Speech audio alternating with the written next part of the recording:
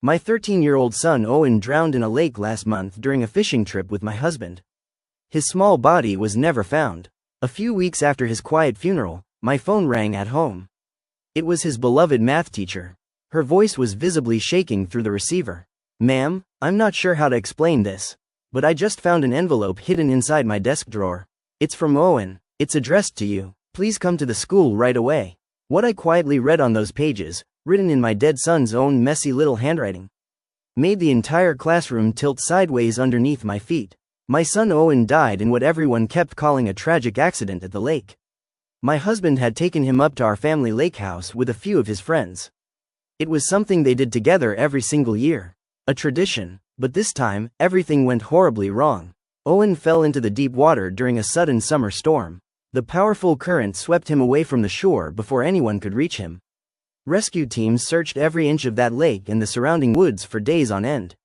They found absolutely nothing. No trace. No goodbye. Nothing at all. Eventually, the police sat my husband and I down and told us the truth we didn't want to hear, that with a current as strong as it had been that day, there was simply no way Owen could have survived.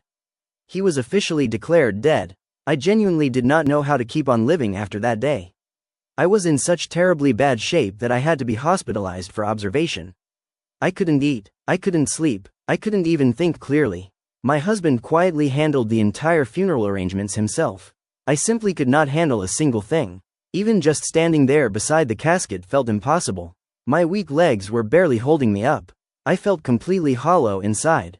Weeks slowly passed. I had only just barely started forcing myself to eat tiny amounts of food again.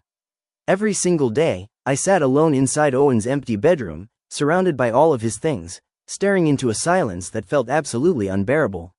Then yesterday afternoon, my phone suddenly rang. It was Mrs. Dillmore on the line. She had been Owen's 7th grade math teacher. He had completely adored her class. He talked about her all the time. Her voice came through the phone, shaken and uneven. "Good afternoon. I'm really not sure how to even explain this to you," she said softly. "But I just found an envelope inside my desk drawer this morning. It's from Owen. It's addressed directly to you. Please come down to the school immediately." My old heart nearly stopped beating right there in my kitchen. I grabbed my jacket off the hook and drove straight to the school as fast as I could. Mrs. Dillmore was already waiting for me by her classroom door, her face completely pale. Her trembling hands held out the envelope toward me. "I really don't know how it ever got in there, ma'am," she said softly. "I just found it this morning." Hot tears immediately blurred my vision as I slowly reached out and took the small envelope from her shaking hands. On the very front of it, written in my son's familiar messy little handwriting, were two simple words: "For Mom." My old hands were shaking so badly that I could barely tear it open. Inside the envelope was a folded letter from my Owen, and the moment I slowly began to read the very first few lines, it felt like every drop of air had been pulled straight out of my lungs. "Mom, I knew this letter would somehow reach you if anything ever happened to me. You really need to know the truth, Mom, the truth about Dad, and about what has been happening inside our house these past few years."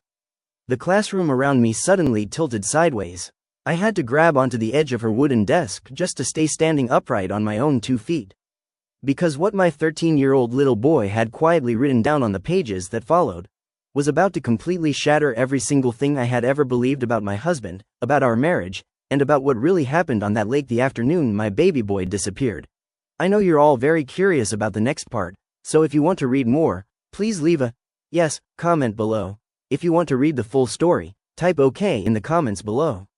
Then tap View All Comments, and check my first comment for the full story.